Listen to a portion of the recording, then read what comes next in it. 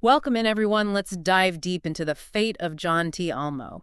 It's this narrative poem, the kind that grabs you and doesn't let go, about a deal with the devil. Gets pretty Oh, intense. absolutely. And to help us break it all down, we've got a real expert joining us. Welcome to the show. I'm so glad you could make it. Thanks for having me. The fate of John T. Almo, huh? Interesting choice. You think it's a simple morality tale on the surface, right?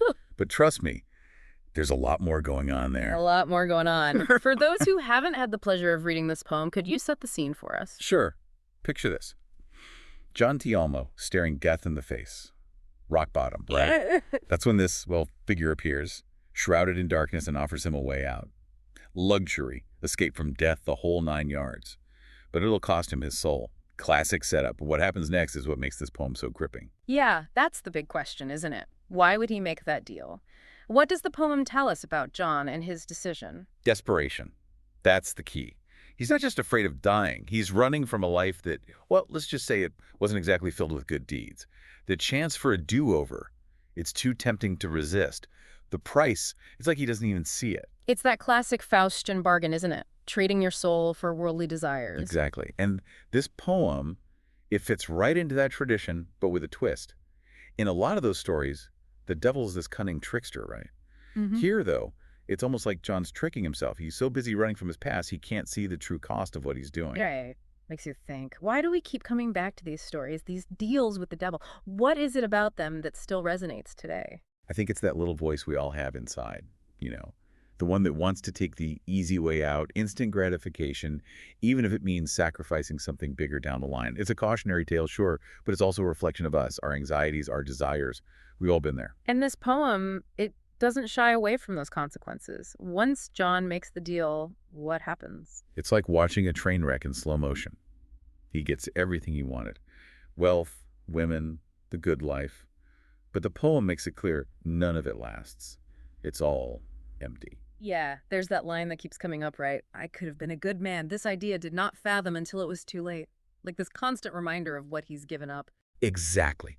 That repetition, it's intentional. The poem wants us to feel that regret, that sense of loss. John's haunted by the path he didn't take, by the realization that pleasure, it fades, but his soul, that's gone. And it's only in those quiet moments that he finally understands what he's truly lost. Back again with the fate of John T. Almo. And yeah, that deal he made, things get even wilder. It's not just about him living it up. The poem takes a pretty dark turn. It's interesting how the poem shows John dealing with knowing his time's running out. He knows the devil's going to come knocking, right? But there's no real despair. It's more like acceptance, like a machine just going through the motions. He's just resigned to it. That's kind of bleak. It is. He's stuck. And the poem emphasizes that cyclical nature of his life now. Pleasure, pleasure, pleasure. But it's always got that shadow hanging over it, like knowing it can't last. So it's like he's already in hell, even before the devil shows up. Exactly. The poem's saying real hell, it's not a place necessarily. It's a state of mind, that constant back and forth, wanting more but regretting everything. And then just when you think you've got John all figured out, bam. Curveball. Wait, what happens? There's a part in the poem, right, where things shift. John's given a job, but not just any job. This one's messed up. He has to deal with the soul of someone he knew, someone he was interested in romantically when he was alive. Whoa, hold on. This isn't just some random soul reaping. This is personal. Exactly.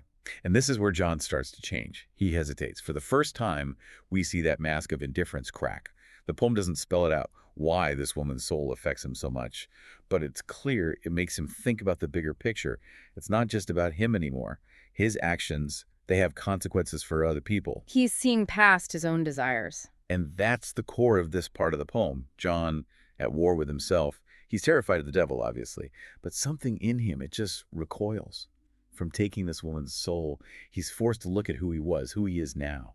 So what does he do? Does he go through with it, or does he defy the devil? That is where things get really, really interesting, because he makes a choice that could change everything, not just for him, but for like the whole power structure of this whole afterlife thing the poem's got going on. All right, we're back. And I gotta say, after that last part, I am hooked. So John, he's caught between this, I don't know if I'd call it redemption, but something's changed in him, and this like Pure terror of the devil. What a situation. And that's what makes this last part so powerful, right? Yeah. Can someone like John, someone who made a deal with the devil, can they actually change? Can they come back from that? Big question. So back to that cliffhanger. What happens? What does he choose?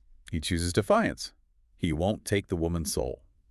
Straight up defies the devil, which, I mean, talk about free will, right? Even staring down, well, the devil, John makes his own choice, holds on to some kind of moral compass. Bold move. But this is the devil we're talking about. There's got to be consequences. Oh, yeah. The poem describes his punishment, and it's brutal. Like designed to crush him, body and soul. Makes you think twice about rebelling, even a little. So that's it then. It's over. He's doomed. There's a twist. This is where the poem really surprised me. John's broken, right? Tormented. But he finds out he's not alone.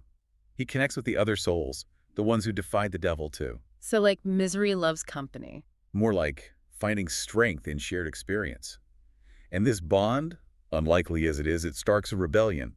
They decide to try and overthrow the devil. Can you imagine? Wow. Talk about an underdog story. But I mean, can you really fight fate? Can you really rebel against hell itself? That's the big question hanging over everything. And the way the poem describes it, it's intense. Fire, shadows, chains breaking, souls rising up. It's powerful. Almost inspiring in a way. Right. But remember, consequences. John learned it with that deal, and now we see it again. Rebellion. Even with good intentions, you never know. Okay, so what happens? Do they win? It's tragic, really. The rebellion is crushed, the souls scattered. We don't know what happens to John for sure, but that line, I could have been a good man, it hits different now. Even in rebelling, trying to fix things, he's still tied to those choices he made. It's a powerful reminder, isn't it? Our actions, they have consequences. And trying to make up for the past, sometimes it just leads to more pain. That's the thing about this poem. It doesn't give you easy answers. Was John right to rebel? Was it real change or just another mistake? We don't know. It makes you think about choice, consequences, redemption, big stuff. The fate of John T. Almo.